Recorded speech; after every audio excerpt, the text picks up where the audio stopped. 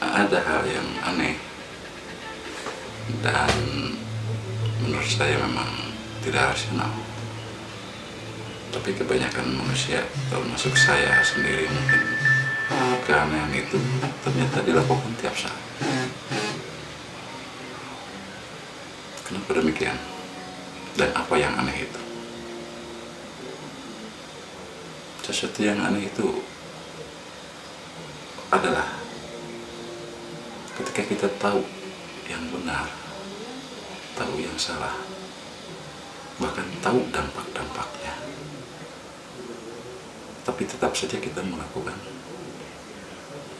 sesuatu yang salah dan meninggalkan sesuatu yang benar. Nah, ini yang maksud dengan aneh. Namun demikian, setelah kita telusuri dan kita cari permasalahan dan penyebabnya, ternyata sebenarnya tidak aneh.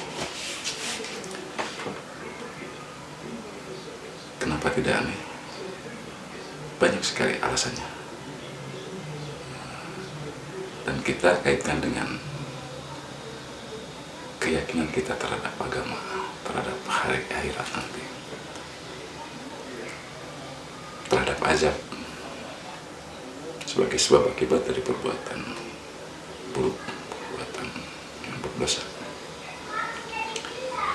Nah, bagi yang tidak percaya terhadap akhirat, balasan kelak nanti atas perbuatan kita selama di dunia ini, barangkali ini tidak menjadi aneh, karena apapun bisa dilakukan selama hidup di dunia. Mau berbuat jahat, mau berbuat baik, yang penting hidup di dunia ini bisa nyaman dan bisa hidup serba cukup, serba apapun yang kita inginkan bisa dipenuhi. Nah, artinya dengan dasar ini bahwa ada dua sisi yang berbeda antara kehidupan sekuler atau kehidupan orang-orang yang tidak punya keyakinan terhadap hari pembalasan kelak, maka inilah tingkah lakunya atau perilakunya atau gerak-geriknya selama di dunia. Berbeda dengan orang yang meyakini akan adanya hari pembalasan kelak di akhirat. Itu alasan yang pertama. Sebenarnya alasan yang kedua ini pun tidak jauh beda, berat juga sebenarnya, karena ini hukum alam ini, sunatullah ini berjalan dengan pasti, akurat, dan tidak akan berubah. Siapapun yang memakan cabai rawit pasti pedas, siapapun yang tidak makan pasti lapar, siapapun yang berbuat jahat pasti akan mendapat dampak buruk sebagai resiko, dan siapapun yang berbuat baik akan mendapat kebaikan sebagai resiko balasannya. Nah, inilah perkaranya. Jadi kedua hal inilah seharusnya kita gali kembali, dan sehingga kita benar-benar yakin akan dua hal ini. Dan seandainya yang tadi saya katakan, kenapa kita tahu yang benar tetapi tidak melakukannya, malah kita melakukan sesuatu yang buruk yang kita tahu sekali dampak resikonya. Nah, itu yang akan kita bahas sekarang. Intinya adalah bahwa hawa nafsu ataupun setan selalu mengajak kepada sesuatu yang tidak rasional, sedangkan iman selalu mengajak kepada yang rasional. Artinya bahwa ajakan-ajakan setan ini, ya, hawa nafsu ini benar-benar bisa membutakan ilmu, bisa membutakan kepahaman kita, karena kebutuhan hawa nafsu yang demikian tinggi, kita melupakan sesuatu yang bukan hak kita. Nah, ini yang kita bahas adalah masalah korupsi. Nah, korupsi ini kita tahu seperti ini. Kita ambil contoh. Ada dua gelas. Nah, dua gelas ini berisi air. Nah, air ini bening dua-duanya. Nah, beningnya air ini rasanya sama. Airnya juga dari sumber yang sama, dari air dari dalam tanah di rumah saya ini. Kemudian dimasak dalam bejana yang sama. Jadi artinya hasilnya adalah sama. Nah, sekarang kita minum.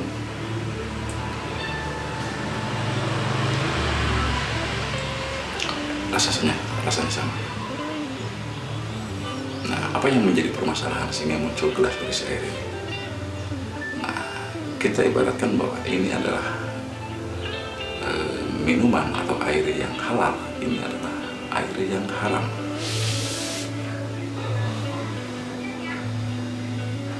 Adakah perbedaannya dalam sebuah tampilan ini, warnanya ataupun rasanya? Ketika kita minum air yang halal, ini rasanya sama.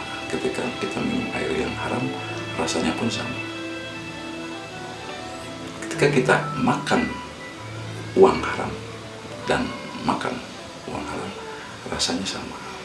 Uang haram bisa dipakai beli mobil, bisa dipakai beli apapun, termasuk bisa dipakai untuk beribadah naik haji. Kelihatannya tidak ada perubahan, tidak ada perbedaan antara yang halal dan yang haram, yang benar-benar yang hak dan benar-benar yang tidak barokah. Nah, sehingga wajar jika setiap orang merasa bahwa dengan melakukan korupsi pun tidak ada perbedaannya. Kita minum makanan yang haram tidak langsung mati, tidak langsung sakit perut dan sebagainya. Bahkan ada kalanya orang yang tidak punya uang gitu kan, mempertahankan idealismenya dan tidak melakukan korupsi, meminum air juga, akhirnya malah sakit perutnya gitu. Artinya bahwa ini hidup ini memang tidak perlu jadi rumit. Artinya selama kita mampu menjaga diri, artinya kita bisa bisa bersiasat untuk mempertahankan hidup ini, lepas dari yang haram maupun yang haram, maka kita bisa hidup sukses di dunia dan sebagainya. Nah, ini pertanyaannya, bagaimana caranya agar kita tidak mau meminum yang haram ini, dan kita merasakan jijik kepada air yang haram ini, dan kita hanya mau minum air yang halal. Nah, itu bagaimana menemukan itu?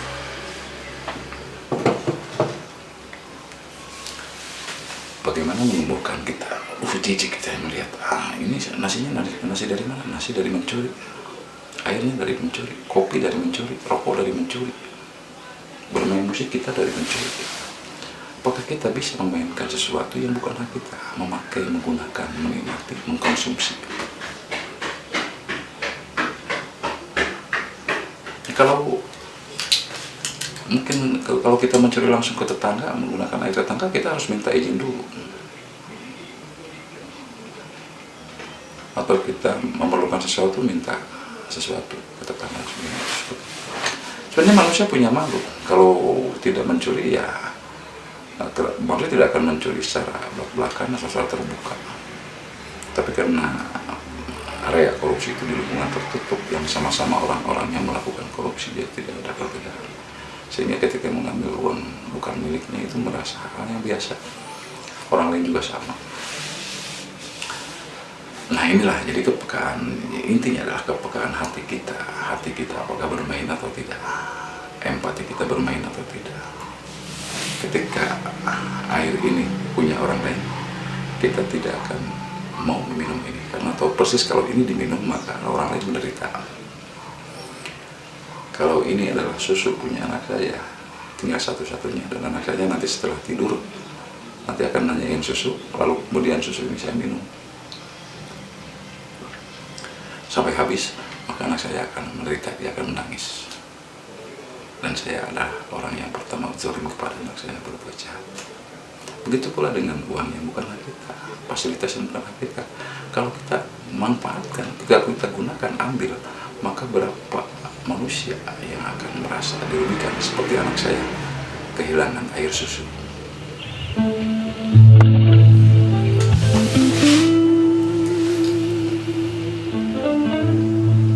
Apakah bisa muncul empati seperti itu?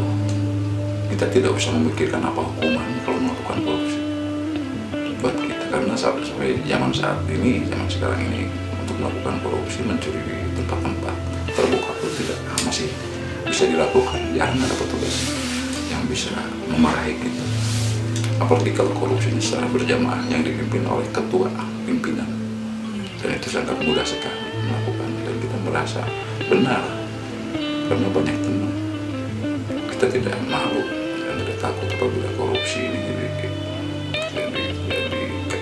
menjadi temuan dan ditindak oleh penegak hukum. Kita sama-sama ke penjara, ratusan orang ke penjara. Tapi kalau ancamannya akhirat, apakah berani kita bersama-sama ke neraka? Ke neraka berjamaah? Oh, naudzubillah min dzalik. Itu bagi yang percaya akan akhir kelak, hari akhirat kelak. Kita tidak berbicara kelak, bicara sekarang aja dulu. Nah, oleh karena itu, di sini yang perlu diyakinkan bahwa Allah memberikan sesuatu itu ada sebab ada akibat. Nah, walaupun akibat itu tidak langsung dirasakan ketika kita minum ini. Nah, minuman susu anak saya, karena anak saya itu ada di sini langsung merasa kaget dan ketika bangun susunya habis, dia langsung marah. Nah, itu masih kelihatan dan kita tidak akan berani. Apakah kita bisa merasakan dan melihat banyak orang rakyat yang merasa menderita ketika kita minum air minum masyarakat yang milik ratusan orang, mungkin ribuan orang, kita minum sendiri dan mereka menderita. Apakah kita tidak merasakan? Hati kita tidak mampu merasakan itu. Kalau tidak mampu, ya itulah hatinya berarti yang rusak, dan ini akan dikenai azab. Takut terhadap ajab, ya itu tadi, mungkin Anda tidak takut terhadap ajab, tapi sekarang sudah banyak terbukti, banyak yang menyesal, banyak yang menderita, banyak yang gila, banyak yang sakit, banyak yang stroke karena tidak siap, tidak kuat menahan azab dari Allah. Nah, oleh karena itu,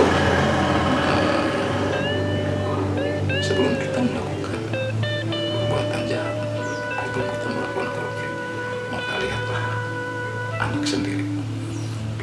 Air susunya dia akan diminum oleh saya, maka dia menderita, maka kita akan simpan minum air susu ini walaupun kita pingin sekali, karena tahu kalau bangun nanti dia akan nangis. Dan ketika akan kita melakukan korupsi, kita akan mengurungkan niat, karena tahu ketika uang itu diambil, maka berapa ratus bukan ribu rakyat dia akan menderita, menjerit, meskipun mereka tidak langsung menjerit kepada kita, tetapi Allah mengetahui dan azabnya nanti luar biasa. Dan ini yang perlu kita sadari bersama. Oleh karena itu,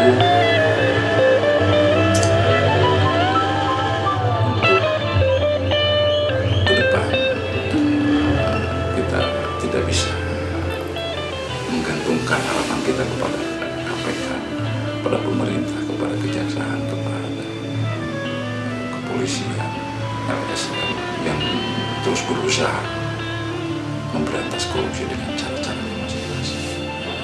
Kita tepis itu. Yang kita tepis adalah yang kita perhatikan adalah hati kita. Hati kita ini banyak penyakit, kotor sekali, sehingga kita ingin terus melakukan korupsi dan tidak peduli.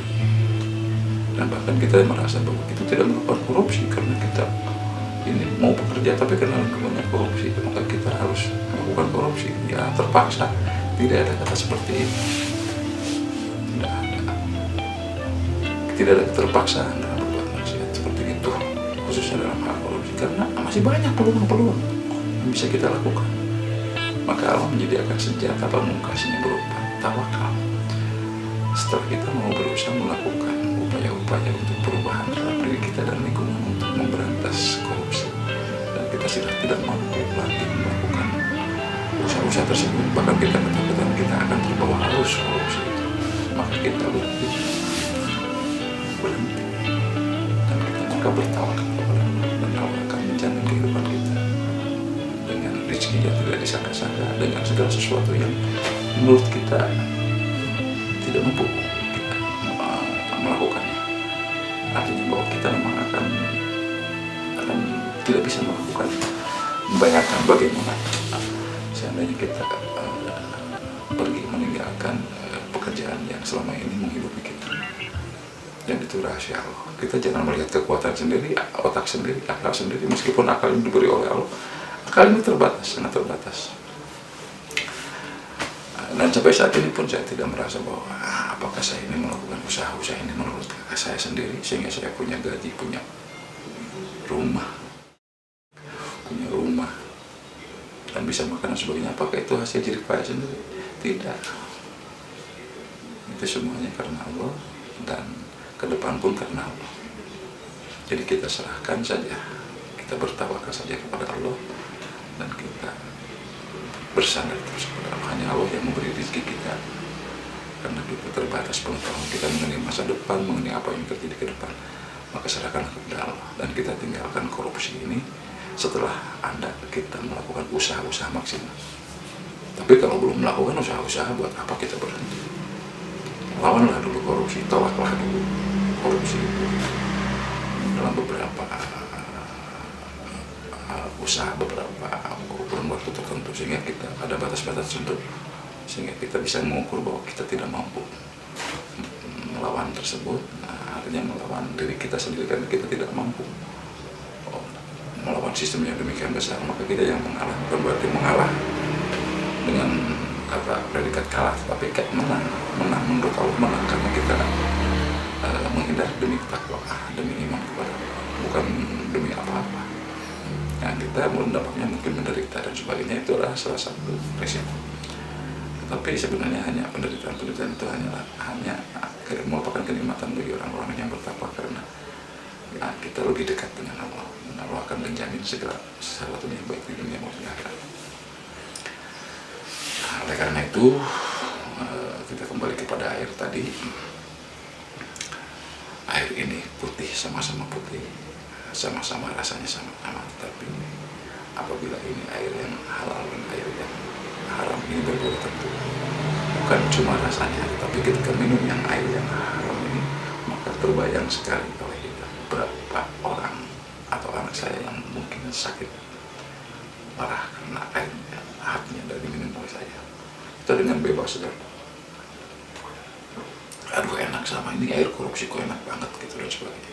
Tentu saja enak, tidak karena hatinya, karena sudah tidak mampu merasakan air yang halal atau air yang haram. Air yang halal ini juga enak, tidak ada bedanya.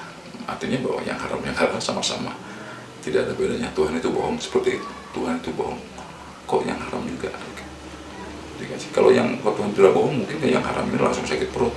Nah, itu adalah pemikiran yang kerdil, yang sangat sangat jahil. Oke, barangkali demikian apa yang saya sampaikan.